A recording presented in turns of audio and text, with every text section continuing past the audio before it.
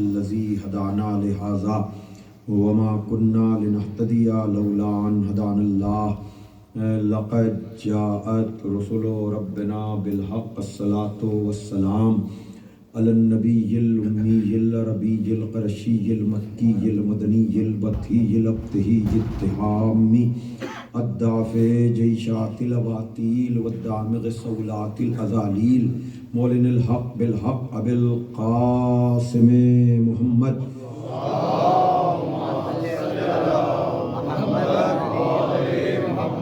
وآله الطيبين الطاهرين المعصومين المظلومين الذين أذهب الله عنهم الرجس وطهرهم تطهيرا.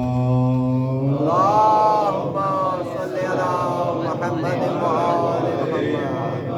ولعنة الله على أعدائهم أجمعين من الآن إلى يوم الدين. أما بعد فقد قال علي عليه السلام إن الله بعث رسولا هاديا بكتاب ناطق وأمر قائم لا يهلك عنه إلا هالك.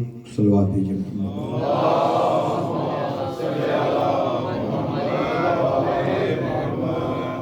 بزرگان محترم و دوستان عزیز، آپ حضرات کی خدمت میں دعوت ذوالعشیرہ، غدیر، ثقیفہ، فدق اور کربلا جیسے تاریخ اسلام کے اہم ترین واقعات کو اس عشرے میں پیش کرنے کے لیے میں نے خدائے فصاحت، مولائے بلاغت، غالب علی کل غالب، مطلوب کل طالب علی ابن ابی طالب علیہ الصلاۃ والسلام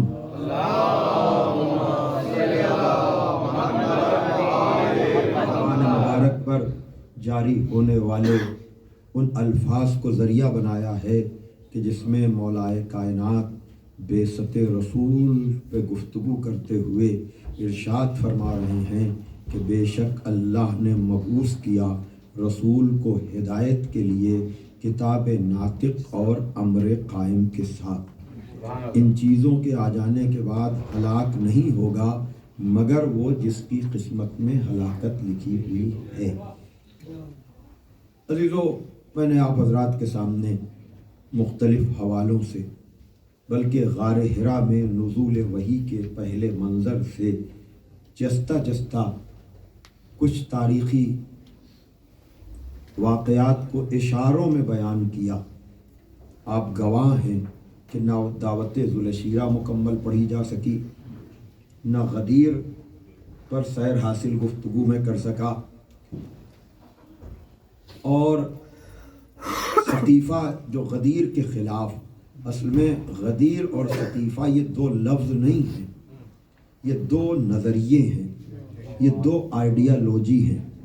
شیعت کی ڈیفینیشن کی جب آپ بات کریں گے تو خدا اور رسول، تفصیلات میں اس میں بھی اختلاف ہے، لیکن خدا کی خدائی، اس کے واحد و یکتا، اس کے لم یزل و لا یزال، اس کے لم یلد ولم یولد، اس کے قادر مطلق ہونے میں کسی کلمہ پڑھنے والے کو کوئی تعامل، کوئی بحث نہیں ہے.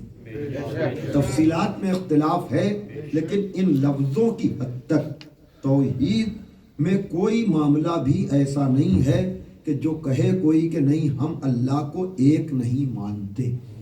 اسی طرح سے جب رسول کی رسالت کی بات آتی ہے، تفصیلات میں تو اختلاف ہے، بے شک ہے، لیکن اس حوالے سے کہ نبی رسول خدا بناتا ہے، بندوں کے بس کی یہ بات نہیں ہے، اس میں کسی طرح کا کوئی اختلاف نہیں ہے. اختلاف شروع ہوتا ہے نبی کے بعد کون ہو.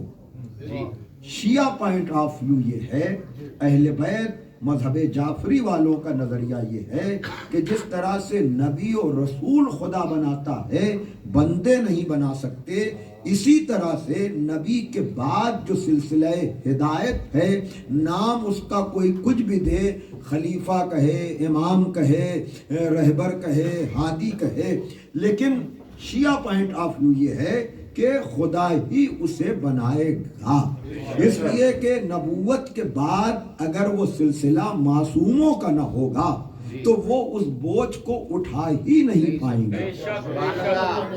اور علامہ ہلی علیہ الرحمہ جیسوں نے کہا کہ قرآن کی کچھ آیتیں پکار کر کہہ رہی ہیں کہ ان آیتوں کا مصداق کوئی گنہگار ہو ہی نہیں سکتا۔ توجہ کیجئے گا، لیکن علی اور آل علی کی دشمنی میں امت نے یہ فیصلہ کر لیا کہ نبی کے بعد کوئی معصوم ہو ہی نہیں سکتا۔ تو علامہ ہلی نے کہا کہ امت تو اپنا مقدمہ پہلی منزل پر ہی یہ کہہ کر کے ہار گئی کہ نبی کے بعد کوئی معصوم نہیں ہوگا، اور قرآن کی متعدد آیتیں پکار کر کہہ رہی ہیں کہ ان آیتوں کا مصداق غیر معصوم ہو ہی نہیں سکتا۔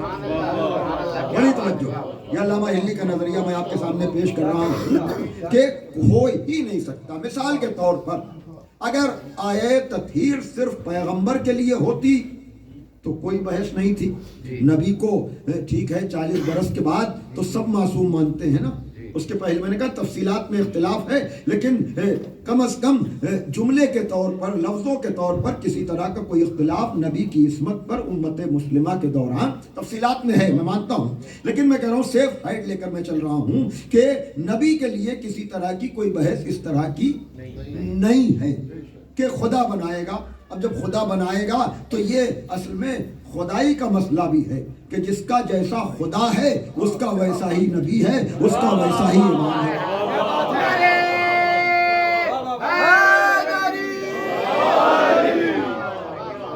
مسئلہ یہ واپس وہیں جاتا ہے، لیکن اصل میں لوگوں کے خدا کچھ اتنے چھوٹے ہیں، لوگوں کا خدا انہوں نے آل محمد کی دشمنی میں، اب جب تقابل ہوتا ہے نبوت و امامت کا تو نبوت کو علی دشمنی میں گھٹایا تو امامت کچھ بڑھی ہوئی نظر آتی ہے۔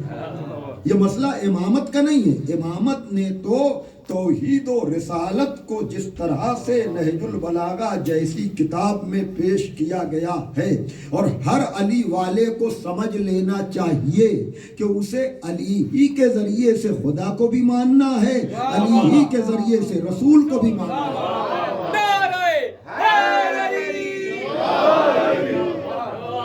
محمد والے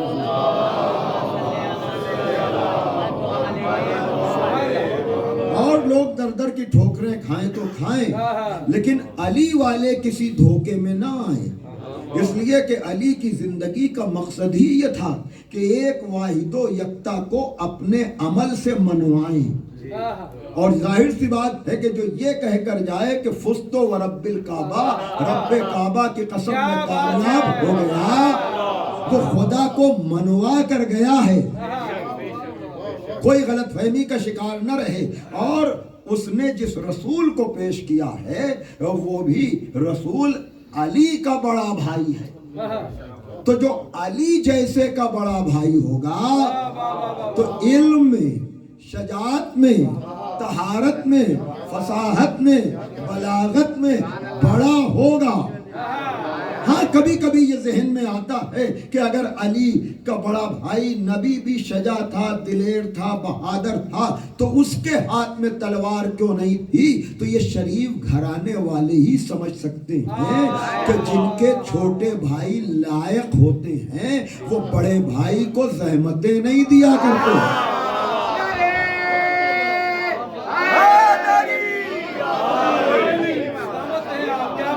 چھوٹے بھائی لائق ہوتے ہیں، مسلمان اپنے کو کہتا ہے نبی کا چھوٹا بھائی۔ خطیب الایمان طاہر جدولی مرحوم کہا کرتے تھے نہ کہو اپنے کو چھوٹا بھائی، اس لیے کہ لوگوں نے نبی کو دیکھا نہیں، تمہیں دیکھا ہے۔ اگر تمہیں دیکھ کر نبوت کا فیصلہ کریں گے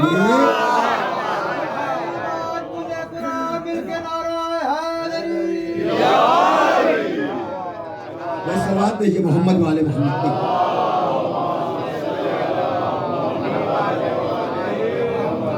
اور دیکھیے آج میں مانچسٹر گیا تھا مجلس پڑھنے کے لیے، تو وہاں ایک مجلس میں ان دونوں اشروں کا خلاصہ، کچھ چیزیں تو یہاں کی کاونٹری میں بھی پڑھ رہا ہوں اور کاونٹری کی کچھ چیزیں یہاں پڑھ رہا ہوں۔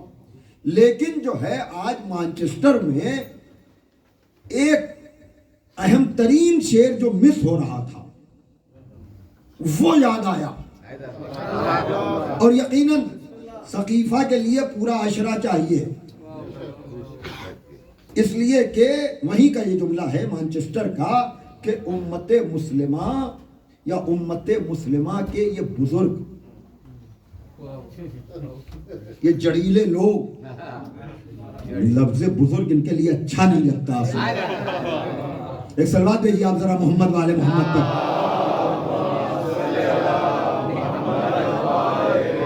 مسئلہ یہ ہے کہ علی نے دعوت ذوالشیرہ میں نبی کی نصرت کا وعدہ کیا، اور نبی کو جو بھی کام کرنا تھے وہ علی نے اپنے ذمے لیے، اسی لیے کہ چھوٹا بھائی لائق ہوتا ہے تو بڑے بھائی کو زحمتیں نہیں دیتا۔ قولوا لا الہ الا اللہ نبی نے کہا، بت علی نے توڑے،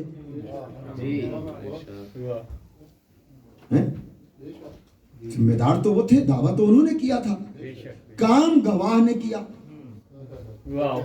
مسئلہ یہ ہے کہ علی نے بتوں کو توڑا، لیکن علامہ عرفان حیدر آبادی مرحوم نے جب جملہ کہا کہ علی نے خالی کعبے کے بتوں کو نہیں توڑا بلکہ چلتے پھرتے بت بھی توڑے،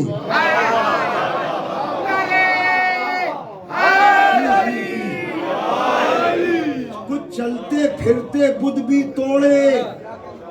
کیا بات ہے، کیا بات ہے، سبحان اللہ۔ کسی کو بدر میں توڑا، کسی کو احد میں توڑا، کسی کو خندق میں توڑا، کسی کو خیبر میں توڑا۔ کوئی بت کسی کا بھائی تھا، کسی کا بہنوئی تھا، کسی کا ماموں تھا۔ بھائی توجہ فرمائیے گا اور یاد رکھیے گا کہ یہ بے شک جو کعبے کے طاقوں میں سجے ہوئے تھے ان کو تو رد دیا گیا تھا بس، لیکن چونکہ وہ پتھر کے تھے تو ان کی نسلیں بھی نہیں تھیں۔ ارے میں کہاں جاؤں، ثقیفہ کو اس طرح سے بھی سنیے بھائی، ظاہر سی بات ہے کہ پتھر کی تو نسل نہیں ہوگی، لیکن جو چلتے پھرتے بت توڑے تھے،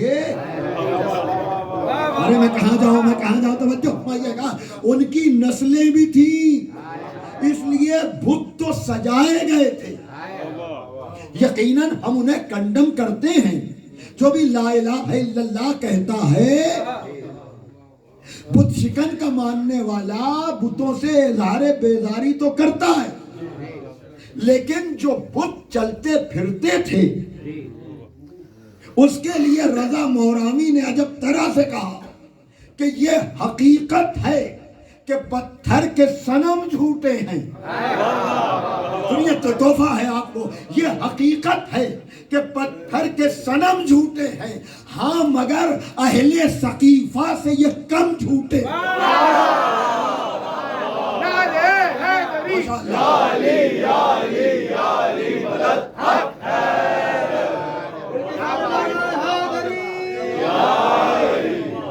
یہ حقیقت ہے کہ پتھر کے صنم جھوٹے ہیں، ہاں مگر اہل ثقیفہ سے۔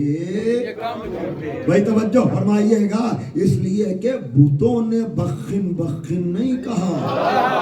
بھائی توجہ کیجئے گا، یہ جو چلتے پھرتے بت ہیں یہ زیادہ جھوٹے اس لیے ہیں کہ وقت پڑا تو بخن بھی کہا۔ میں رک کیا پیش کر رہا ہوں، توجہ فرمائیے گا، اور جب موقع ملا، اچھا جب آدمی گمراہی اور غلط راستے کو چنتا ہے نا تو پھر آپ اس کی پستی کا اندازہ نہیں لگا سکتے۔ ابھی میں کاونٹری میں پڑھ کر آ رہا ہوں کہ پورے قرآن میں قصہ آدم و ابلیس اسی لیے پھیلا ہوا ہے تاکہ خدا کے نام پر اگر کوئی علی دشمنی کرے تو اس کو آئینہ دکھایا جائے کہ خدا کا ماننا کافی نہیں ہے جب تک خدا کے کہنے سے خدا والے کو نہ مانو۔ یہ جو نمازوں کا سہارا، قرآن کا سہارا اہل بیت دشمنی میں لیا جاتا ہے نا، یہ قصہ آدم و ابلیس ہر مسئلے کا جواب ہے کہ اللہ نے کہا مجھے ماننا کافی نہیں ہے، مجھے مان کر مجھ پر رک جانا ابلیسیت ہے، شیطنت ہے۔ تو اگر آدم کا انکار لعنت کا طوق اپنے گلے میں ڈال دیتا ہے، تو اگر کوئی فخر آدم کا انکار کرے،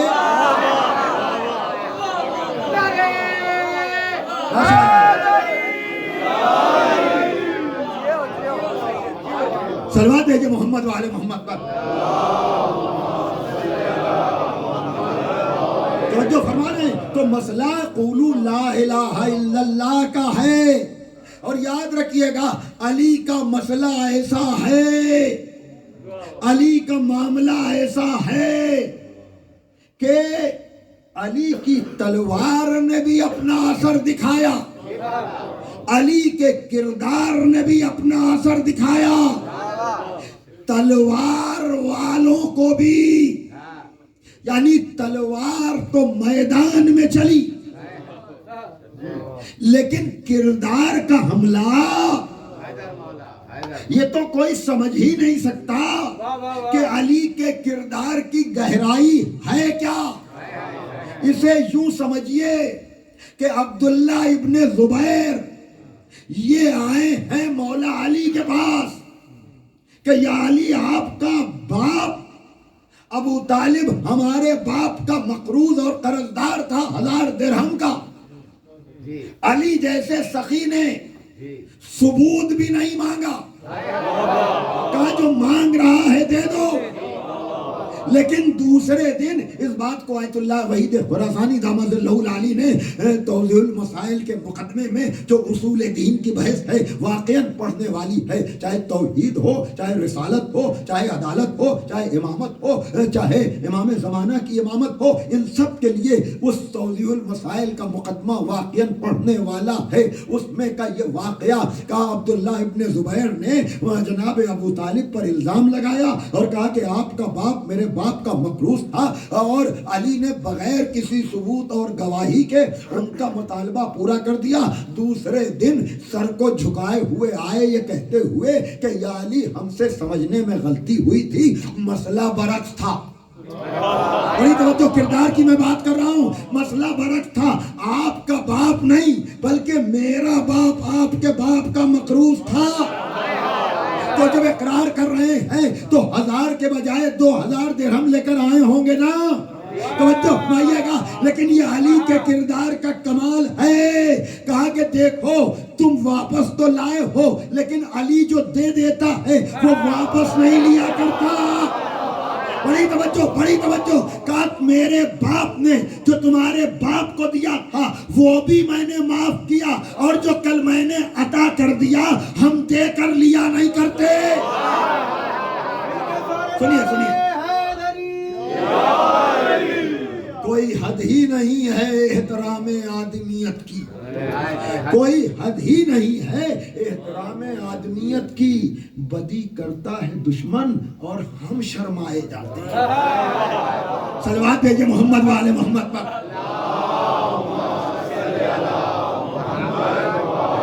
تو ایسا صاحب کردار اصل میں جب تک کافر الگ تھے، منافق الگ تھے، یا یوں کہا جائے کہ کافروں سے مقابلہ آسان ہے، منافقوں سے معاملہ مشکل ہے، لیکن یہ اس کے لیے نہیں جو مشکل کشا ہے۔ بھائی توجہ کیجیے گا، بھائی علی نے تلوار سے بھی حملہ کیا، کردار سے بھی وار کیا، تلوار والے بھی شکست کھائے، کردار والے بھی شکست کھائے، لیکن جن بتوں کو کردار سے مارا تھا وہ بھی مقابلے پر آئے، جن کو تلوار سے مارا تھا ان کی نسلیں بھی مقابلے پر آئیں، جن کو کردار سے مارا تھا اس کی بیٹی مقابلے پر آئی، جس کو تلوار سے مارا تھا اس کا بیٹا مقابلے پر آیا۔ حیدر حیدر حیدر حیدر حیدر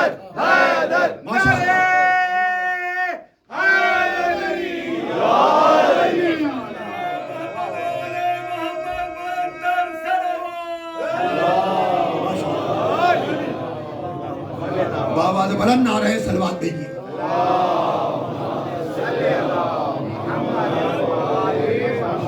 لیکن اصل مسئلہ یہاں پر ہے کہ دیکھیے، حالانکہ کامنٹری میں نے یہ بحث شروع کی تھی لیکن وہاں میں مکمل نہیں کر پایا.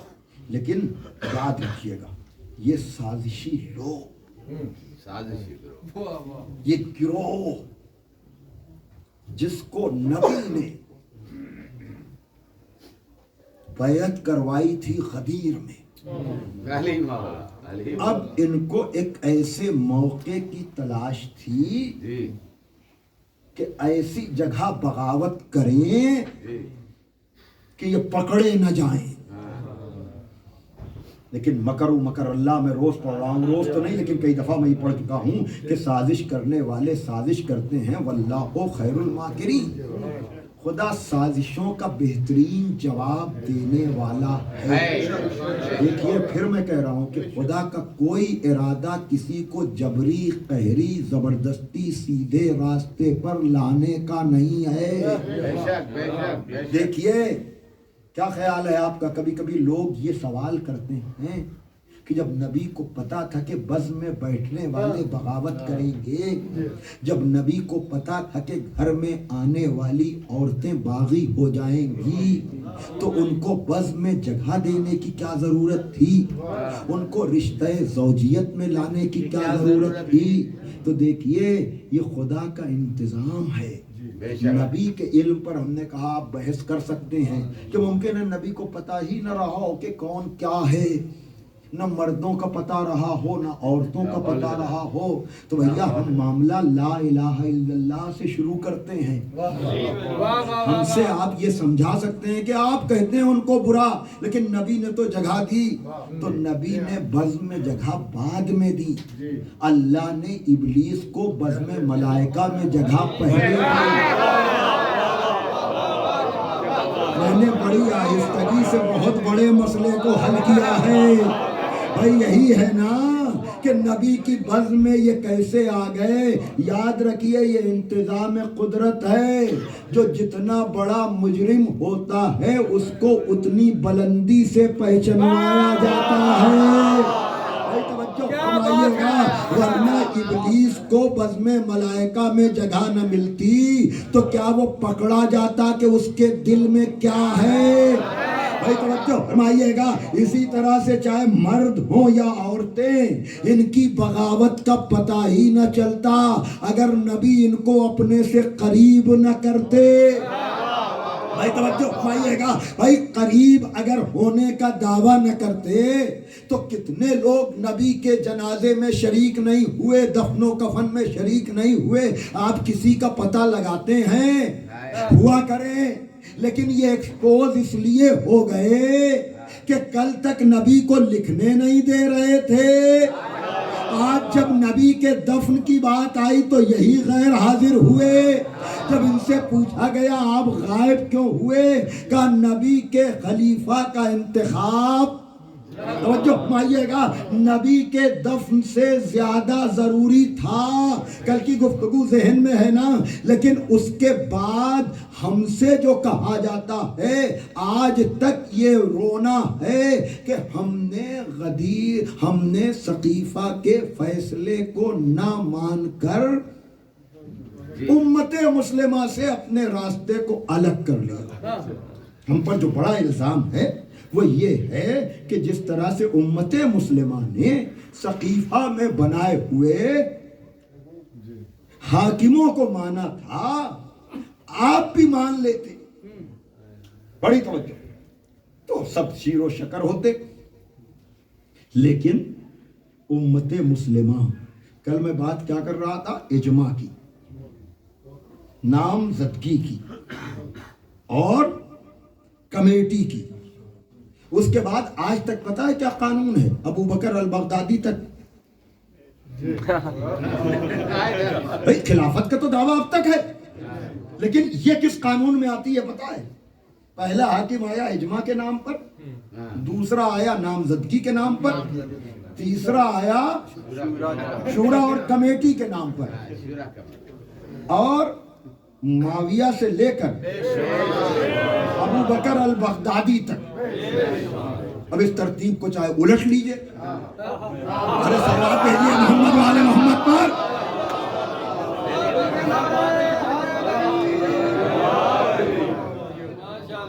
اس سے زیادہ لطیف اشارہ میرے لیے ممکن نہیں تھا۔ بھائی توجہ فرمائیے گا، ترتیب الٹتے پلٹتے رہیے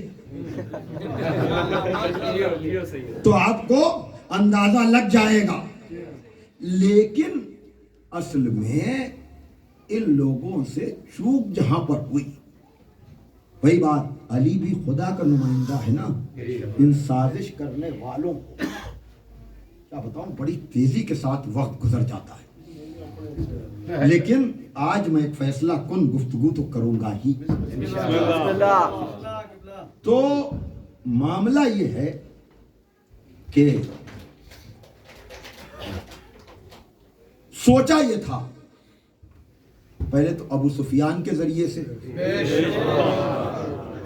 لیکن دو چار جملے ذرا سا، اور میں آپ کے سکون کو غنیمت سمجھ رہا ہوں، اس لیے کہ آپ بھی جان رہے ہیں کہ گفتگو اس ٹرننگ پوائنٹ پر آ چکی ہے کہ میرے لیے مشکل یہ ہوتا ہے کہ کوئی بحث چھیڑوں تو یہ ہوتا ہے کہ وقت پر مکمل ہو پائے گی کہ نہیں، لیکن آج میں آپ کی سماعتوں پر بھروسہ کر کے وقت سے آگے بھی نہیں نکلوں گا اور فیصلہ کن گفتگو بھی آج کروں گا۔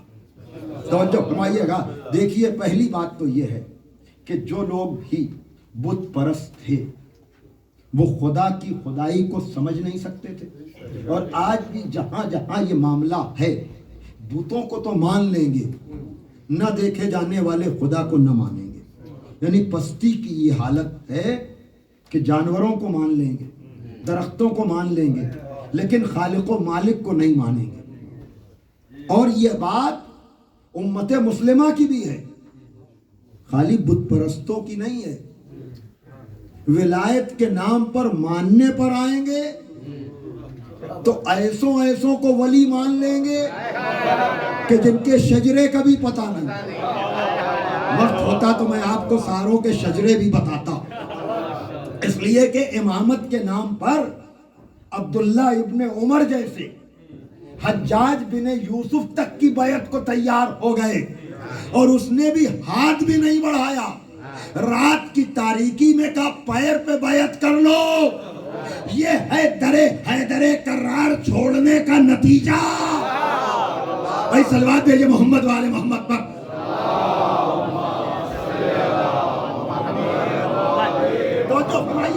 لیکن چونکہ انہوں نے مکے میں، اسی ابو سفیان نے یہ سوچا تھا کہ ہم نبی کی گہرائی کا جا کر کے اندازہ لگائیں، تو جناب ابو طالب کے ذریعے سے پیغام دیا تھا۔ جناب ابو طالب سے پیغمبر نے کہا کہ چچا ان سے کہیے یہ مکے کی حکومت کے نام پر ہم کو خریدنا چاہ رہے ہیں نا، اگر ایک ہاتھ پہ چاند رکھ دیں ایک ہاتھ پہ سورج رکھ دیں تب بھی پر میں اعلائے کلمت الحق سے باز نہیں آؤں گا۔ یعنی نبی کی گہرائی کا اندازہ لگانے گیا تھا، نبی نے آئینہ دکھا کر واپس کر دیا۔ ایک جملہ ہے، حالانکہ وہ میں خطبہ نہیں پڑھ پاؤں گا، یہاں دامن وقت میں گنجائش نہیں ہے، تو جو کام نبی کے کردار پر حملے کے لیے مکے میں کیا گیا تھا وہی کام مدینے میں علی کے کردار پر حملے کے لیے یزید کے دادا نے کیا، اور یہ کہہ کر گیا تھا کہ علی اگر آپ تیار ہوں تو ہم مدینے کی گلیوں کو گھوڑے اور پیادوں سے بھر دیں۔ یہ علی کو حکومت دینے نہیں گیا تھا، یہ اصل میں اندازہ لگانے گیا تھا کہ محمد کے بعد کوئی محمد جیسا ہے کہ نہیں۔ ہماری جان قربان مولا علی پر جو جواب مکے میں نبی نے دیا تھا وہی جواب مدینے میں مولا علی نے دیا، اور کہا تو کب سے اسلام کا وفادار ہو گیا۔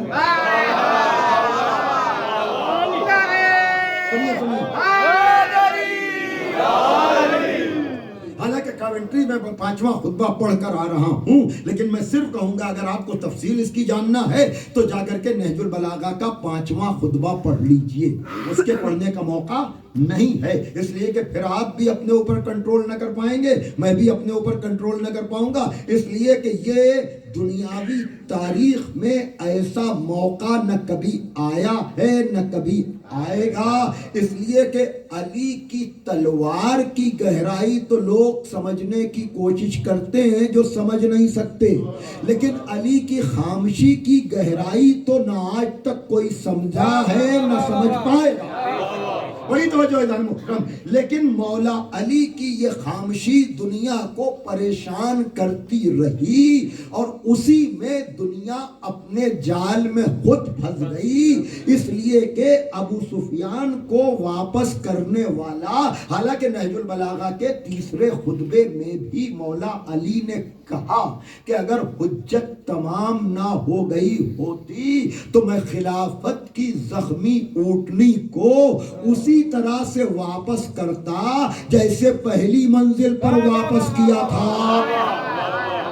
बड़ी तवज्जो, जैसे पहली मंजिल पर यही जुमले हैं कि लाल फै तुम दुनिया को हाज़ी आज़ादा हिंदी मिनफ्तते हंस, कल मैंने पढ़ा था, लेकिन उससे पहले ये जुमले हैं शिक्षिकिया के खुतबे में कि हम उसको वैसे ही कासे को तुम्हारे खाली वापस लौटाते, लेकिन हुआ ये कि उस्मान के कत्ल के बाद पूरे लोग ये सोच करके अली के पास गए थे कि जैसे हमारे बड़े अबू सुफियान को अली ने वापस कर दिया था और हुकूमत नहीं ली थी, उसी तरह से अली यहाँ भी हुकूमत लेंगे नहीं। लेकिन वहां गजब ये हुआ कि जब हुज्जत तमाम हुई तो मौला अली ने कहा कबूल करता हूं। बड़ी तवज्जो, हालांकि इससे पहले भी कमेटी भी आई थी, तो कमेटी तो बहाना बनाकर, लेकिन वही बात कि हुज्जत तमाम करने के लिए अइम्मा आए हैं, हुकूमत तो इनकी ठोकरों में है, तुम समझ भी नहीं सकते हो। वहां क्या हुआ था पता है ना आपको कि जब आए कमेटी आई 6 आदमियों के, उसमें मौला अली भी थे, मौका नहीं कि मैं वो अल्फाज सब दोहराऊं, मैं पढ़ चुका हूं पहले ये सारी बातें, लेकिन आज नतीजे की मंजिल पर कि 6 आदमियों की कमेटी 5 आदमी आए, कहा या अली हुकूमत कबूल कीजिए, कहा मैं कबूल करता हूं। हम देखा कि अरे हम तो ये सोच करके आए थे कि कहेंगे नहीं कबूल करेंगे, इन्होंने कबूल कर लिया। उन्होंने फौरन कहा कि या अली अगर कबूल किया है तो कुछ शर्तें हैं, क्या शर्तें बयान करो। का कुरान पे अमल, अली से कह रहे हैं कुरान पे अमल, का सुन्नत रसूल पर, जो नबी की हिफाजत के लिए नंगी तलवारों में सो जाए, उससे बेहतर सुन्नत रसूल पर अमल कौन करेगा। आप कह रहे हैं ये तो हम गिरफ्तार होते चले जा रहे हैं। फिर कहा कि या अली बुजुर्गों की सीरत, अब शेर खुदा ने पलट कर कहा कि सीरत की अलग से शर्त क्यों लगा रहे हो, अगर मैं खुदा और रसूल की सुन्नत पे अमल करूंगा और उनकी सीरत मुताबिक कुरान और सुन्नत होगी तो ऑटोमेटिक उनकी सीरत पर भी अमल हो जाएगा, वरना उनकी सीरत और है कुरान और सुन्नत और है, तो मुझसे ये तवक्को न करो कि मैं कुरान और सुन्नत के बागियों की सीरत पर अमल करूं।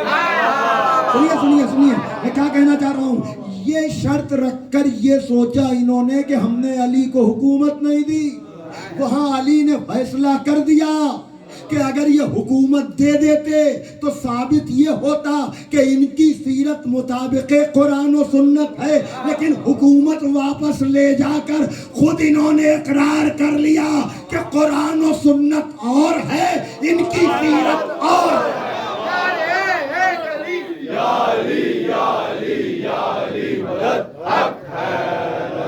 एक और सलाह दीजिए आप मोहम्मद वाले मोहम्मद पर, बड़ी तवज्जो।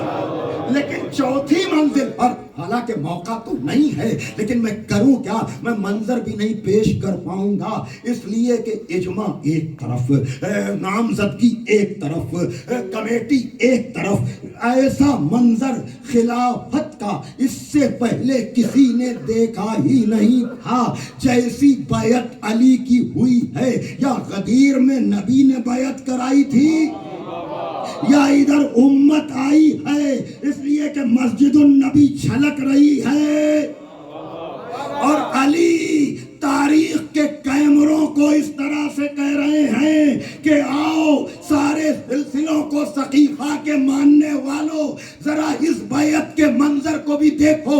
تو دیکھنے والوں نے دیکھا جب مسجد النبی میں علی منبر پر جانے لگے، پہلا زینہ یہ بھی نہیں، دوسرا زینہ یہ بھی نہیں، تیسرا زینہ یہ بھی نہیں، اسی جگہ جا کر بیٹھے جہاں نبی بیٹھا کرتے تھے.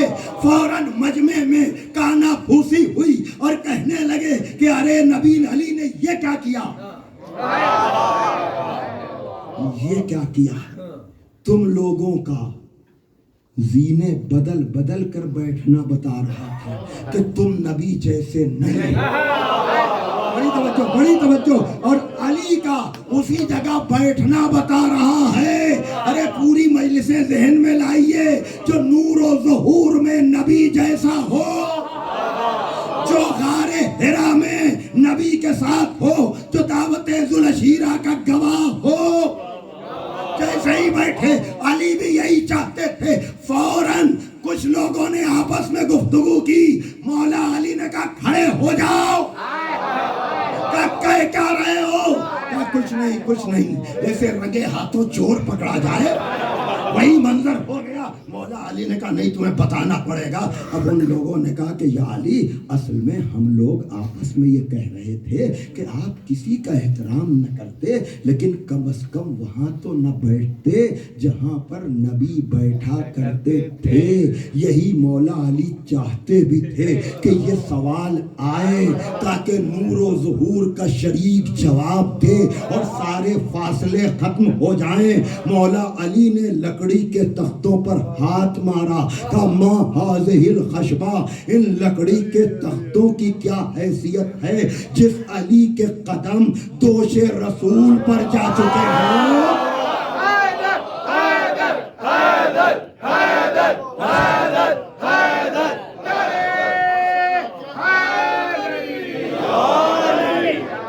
جس علی کے قدم دوش رسول پر جا چکے ہوں اس کو اس جگہ پر بیٹھنے میں اچھا اس جواب کے بعد کسی کی ہمت بھی نہیں ہوئی. بھائی توجہ فرمائیے گا. اس لیے آخری جملہ اس لیے کہ جواب تو نبی پہلے ہی دے چکے تھے. اس لیے کہ نبی جب معراج سے آئے تھے نا تو یہ نادان نبی کا امتحان لینے کے لیے پوچھ رہے تھے کہ معراج پر گئے تو ملاقات کس کس سے ہوئی، اور اگر ملاقات ہوئی تو کس لہجے میں گفتگو ہوئی. ملا عبد الصمد حمدانی نے بھی لکھ دیا کہ علی کے لہجے میں گفتگو ہوئی. تم کہاں کہاں علی کو نبی سے الگ کرو گے. 25 سال کا فاصلہ بھی علی کو نبی سے الگ نہیں کر سکتا، فاصلہ ہو ہی نہیں سکتا. اس لیے کہ میر انیس نے معراج کے منظر کو اس طرح سے نظم کر دیا. کہاں ہیں علی اور نبی میں فاصلہ پیدا کرنے والے. پوچھا کہ دیکھا کیا کیا، ملے کس کس سے، تو کہا نبی نے کہ ولی ولی کی صدا تھی.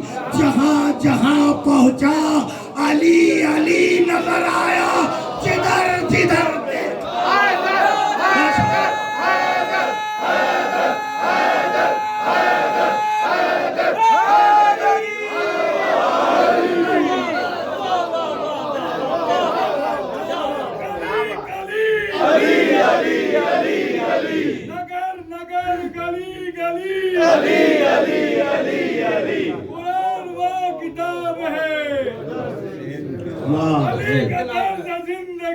منافقت کی موت ہے ہماری درسگاہ کربلا کربلا، حق کا سیدھا راستہ کربلا کربلا، نعرہ حیدری یا علی یا علی یا علی مدد حق ہے.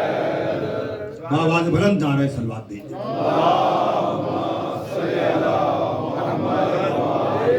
فاصلے پیدا کرنے کی دنیا نے کوشش کی، لیکن علی اور اولاد علی نے بتایا کہ تم آل نبی کو نبی سے جدا نہیں کر سکتے.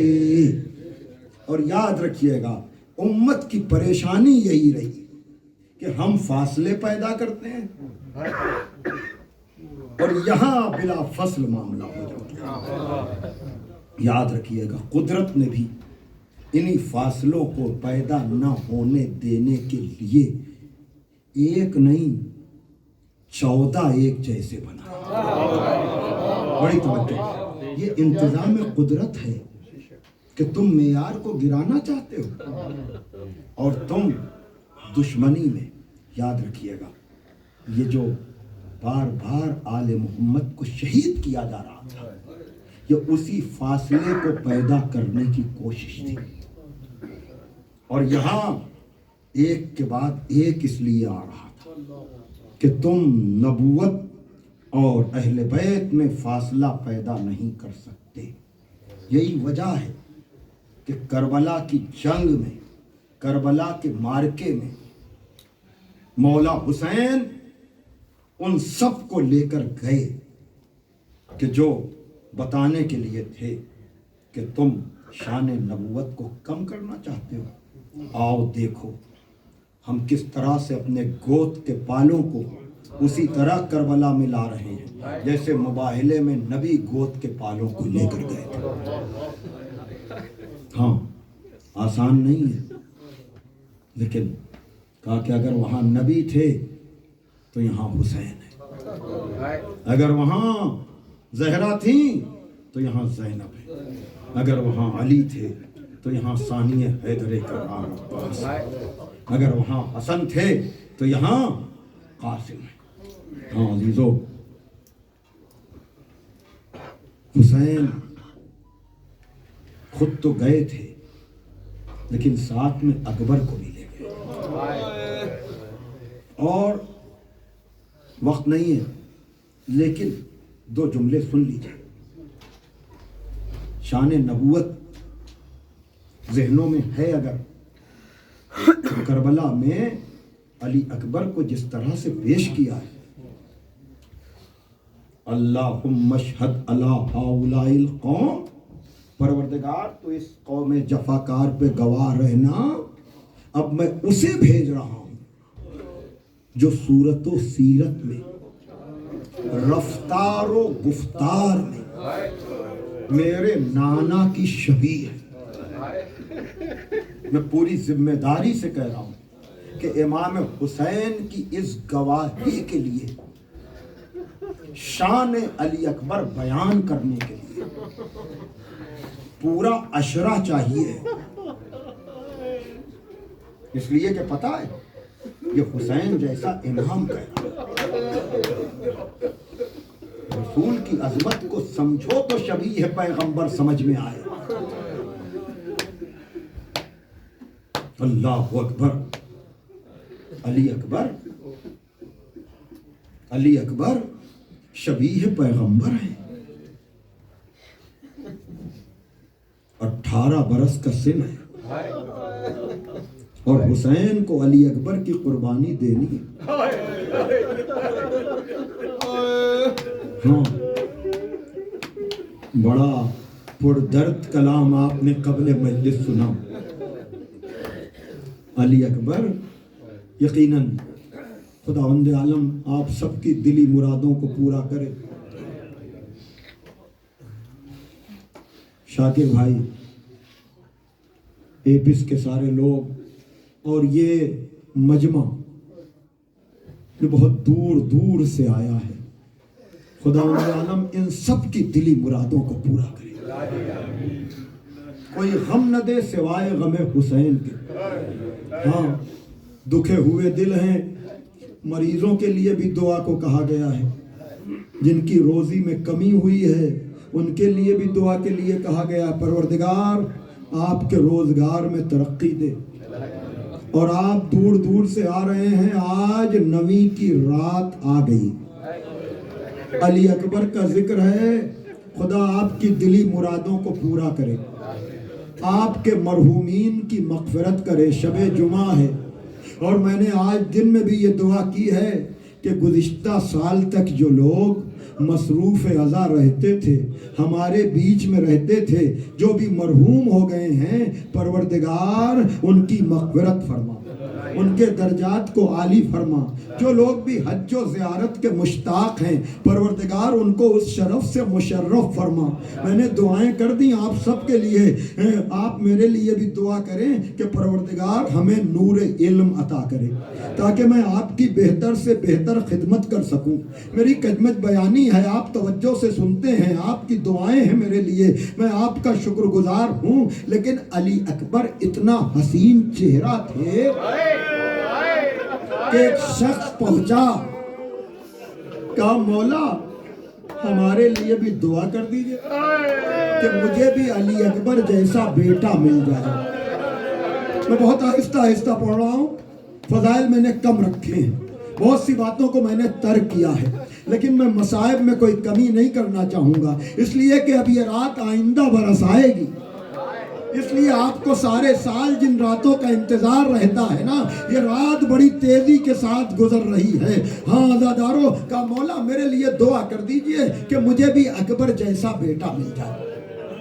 اس لیے کہ لوگ زیارت رسول کی منت مانتے تھے نا, تو علی اکبر کو دیکھنے کے لیے آتے تھے, اور جناب لیلا کا گھر زیارت گاہ بنا رہتا تھا. کبھی کوئی آ رہا ہے, کبھی کوئی آ رہا ہے. کہا مجھ کو بھی علی اکبر جیسے بیٹے کی تمنا ہے. کہا میں دعا تو کر دوں, لیکن میرے سوال کا جواب دے دے کہ اگر تجھ کو علی اکبر جیسا بیٹا ملے اور جب وہ 18 برس کا ہو جائے اس کے پیر میں تیر چبھے تو کیا تو برداشت کر لے گا؟ فوراً تڑپ کر کہا کہ نہیں, وہ تیر میرے بیٹے کے پیروں میں نہیں بلکہ میری آنکھ میں چبھ جائے. کہا پھر اکبر جیسے بیٹے کی تمنا نہ کر. جب علی اکبر 18 برس کے ہوں گے تو سینے میں برچھی کی یعنی جزاکم اللہ.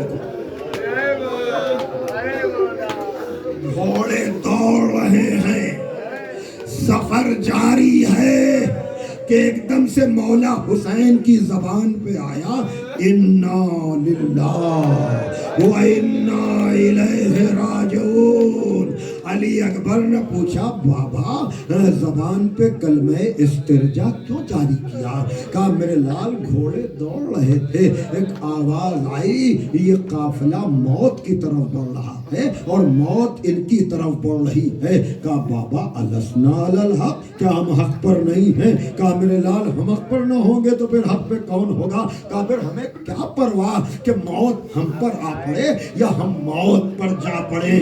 ہاں عزادارو, یہ قافلہ دوسری محرم کو کربلا پہنچا ہے اور حسین کا مؤذن حجاج بن مفروخ یہی روزانہ اذان دیا کرتا تھا. لیکن جب صبح عاشور نمودار ہوئی ہے نا تو رات کے کسی حصے میں جناب لیلا نے علی اکبر کو خیمے میں بلایا ہے, سر کو زانوں پہ رکھا ہے, شمع کو قریب کیا ہے تاکہ جی بھر کے جوان کو دیکھ لیں.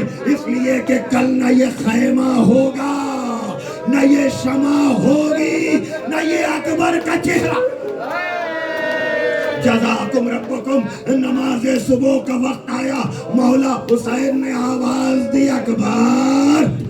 روزانہ تو مؤذن اذان دیا کرتا تھا, آج بیٹے کو آواز دی. جناب علی اکبر گلدستہ اذان پر گئے, کہا اللہ اکبر. حسین نے کہا ہوگا پروردگار تیری کبریائی کا گواہ. علی اکبر نے کہا اشہد ان محمد رسول اللہ. مدینے کا رخ کیا ہوگا, یا رسول اللہ جب آپ کی زیارت کرنا ہوتی تھی میں اپنے لال کو دیکھ لیا کرتا تھا. عزادارو, ایک مرتبہ علی اکبر نے کہا ہوگا اشہد ان علی ولی اللہ. جب نہیں جناب زینب نے نجف کا رخ کیا ہو اور کہا ہوگے بابا میرے لال کی خیر. جزاکم ربکم. گھٹ گھٹ کر نہ روئیے, میرے پڑھنے کا انتظار نہ کیجئے. ارے میں کیسے سناؤں, ایک ایک شہید جاتا رہا, لیکن جب آخر میں صرف علی اکبر بچے اور ادھر سے تانے دیے جانے لگے, حسین کوئی ناصر ہو تو بھیج دو حسین, حسین کوئی مددگار ہو تو بھیج دو حسین. جناب علی اکبر نے کہا بابا سنا, کیا کوئی جوان بیٹا یہ برداشت کرے گا تو اس کے بوڑھے باپ کو تانے دیے جائیں؟ بابا اب تو ہمیں میدان میں جا जाने दीजिए। कहा अली अकबर तुम्हें तुम्हारी फूफी ने पाला है, तुम्हें तुम्हारी माँ ने पाला है, उनसे इजाजत ले आओ तो मुझे भी राजी समझना। अली अकबर दौड़े हुए माँ की खिदमत में गए, जनाब लैला के पास पहुंचे। कहा माँ मैदान में जाने की इजाजत दीजिए। कहा अली अकबर तुम्हें तुम्हारी फूफी ने पाला है, उनके पास चले जाओ। अली अकबर दौड़े हुए जनाब ज़ैनब के पास गए, दिलों पे हाथ रखिए। जनाब ज़ैनब को अली अकबर को इजाजत देना है। माएँ बहनें भी मजलिस सुन रही हैं। खुदा उनकी औलादों को सलामत रखे, उनकी औलादों को परवान चढ़ाए। जनाब ज़ैनब के पास आए, कहा फूफी अम्मा मैदान में जाने की इजाजत दीजिए। एक मर्तबा जनाब ज़ैनब ने कहा क्या इसी दिन के लिए चक्कियां पीस क्या इसी दिन के लिए चक्कियां पीस कर पाला है? पता है जनाब अली अकबर ने क्या कहा? कहा फूफी अम्मा आपने मदीना छोड़ा अपने भाई हुसैन के लिए, आपने हज को उम्रे से बदला अपने भाई हुसैन के लिए, आपने गोद के पालों को कुर्बान किया अपने भैया हुसैन के लिए। सुनो सुनो अज़ादारों, कहा फूफी अम्मा खंजर एक है गले दो है, अगर आप मुझे बचाएंगी ना तो फिर आपका भाई कुर्बान हो जाएगा। जैसे ही मौला हुसैन की बात आई जनाब ज़ैनब ने कहा जाओ अली अकबर, खुदा हाफ़िज़, जज़ाकुम रब्बुकुम। अली अकबर का जाहिर सी बात है कि इतनी तफसीली शहादत मैं कभी पढ़ता नहीं हूँ और मजमा बाहर तक बैठा हुआ है। खुदा सबके जज्बों को सलामत रखे। बस अब आप मातम के लिए तैयार हो जाएं। अली अकबर आए हैं। जनाब अली अकबर को इमाम हुसैन ने आये इस्तिफ़ा पढ़कर सवार किया है। बाप ने बेटे को सवार किया, लेकिन अली अकबर जैसे ही चलने लगे हुसैन की कमर अब्बास के मरने से टूट चुकी थी। पीछे पीछे कहते हुए चले या बुनैया महलन महला, मेरे बच्चे आहिस्ता, मेरे बच्चे आहिस्ता। एक मर्तबा अली अकबर ने पीछे मुड़कर देखा, बूढ़ा बाप कमर को पकड़े चला रहा है। अली अकबर घोड़े से जमीन पर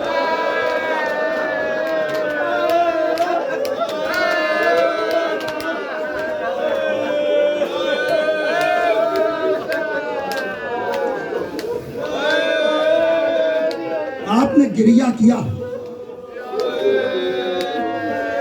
क्या रोने से जी भर गया? आपको तो रोने की छूट है ना, लेकिन हुसैन को तो रोने का मौका भी ना मिला। ज़ैनब और यही वो मंजिल है। बस अजीजों एक मंजर और मजलिस तमाम, आपने गिरिया कर लिया। अली अकबर कहा कि बाबा आप तो मुझे रुखसत कर चुके थे, अब क्यों आ? दिलों पर हाथ रखो, औलादों की तरफ से वालिदैन के कलेजे ठंडे रहें। तो अली अकबर चूंकि तुम साहिबे औलाद नहीं हो इसलिए तुम पूछ रहे हो। मेरे लाल मैं आ नहीं रहा हूँ, ये तुम्हारी मोहब्बत है जो मुझे खींचे ले गई। बस इतना करो कि जब तक सामना होता रहे मुड़ मुड़ के सूरत दिखाते रहो। हाय बाप की ये तमन्ना कि चांद से चेहरे को देखते रहे। अभी थोड़ी देर न गुजरी थी, अली अकबर ने कहा बाबा मेरा आखिरी सलाम। अली अकबर घोड़े से जमीन पर आए, हुसैन दौड़े, लेकिन दौड़ते ही हुसैन गिरे।